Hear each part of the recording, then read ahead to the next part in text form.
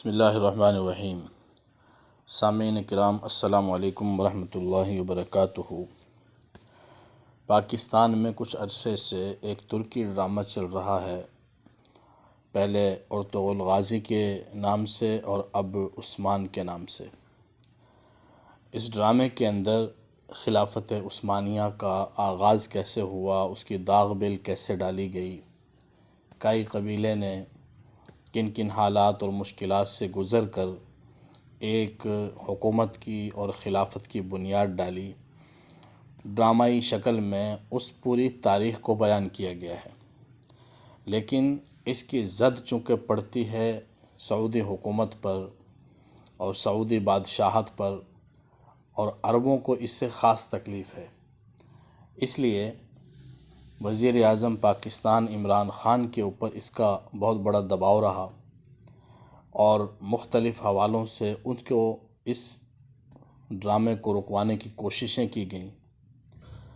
لیکن عمران خان نے بارہا اس بات کا اعادہ کیا کہ ہم ایک آزاد ملک ہیں اور پوری امت مسلمہ کے سب سے طاقتور ملک ہیں۔ معاشی حالات اپنی جگہ پر ہیں، معاشی کمزوری اپنی جگہ پر ہے۔ معیشت کی کمزوری کا مطلب یہ نہیں ہے کہ ہمارا دفاع کمزور ہے۔ پوری امت مسلمہ میں سب سے مضبوط ملک پاکستان ہے اور پاکستان کو اس بات کا احساس اور ادراک ہونا چاہیے۔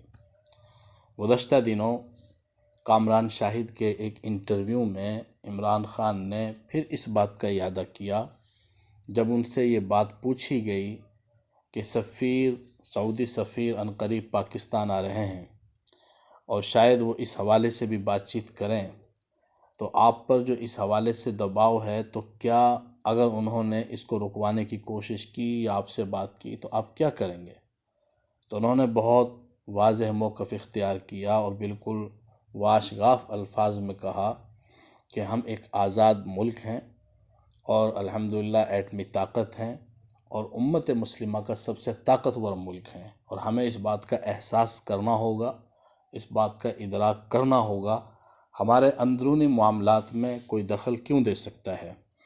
اور رہی بات ترکی کی، تو اس کے ساتھ ہمارے تعلقات بہت مضبوط ہیں۔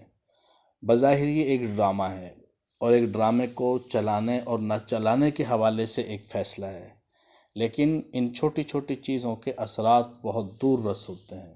اگر آج وزیر اعظم عمران خان صاحب ان کے کہنے پر اس کو بند کروا دیتے تو محض ایک ڈرامہ بند نہ ہوتا، بلکہ جو ایک تسلسل چلا آ رہا ہے کہ دوسروں کے دباؤ میں آ کر ان کی باتوں کو مان کر اپنی آزادی کو سلب کرنا، اپنی آزادی کی قربانی دینا اور اپنی آزادی کو بیچ دینا، جو کہ ماضی میں ہوتا رہا ہے، اس کو ایک بہت بڑا بریک لگ گیا ہے۔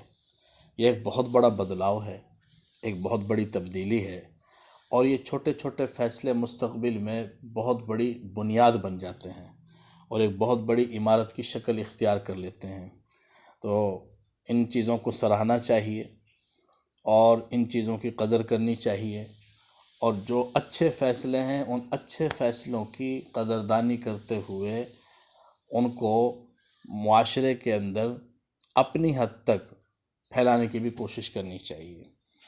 اللہ تعالی ہمیں اچھائی کو فروغ دینے کی توفیق عطا فرمائے۔ وما علینا الا البلاغ۔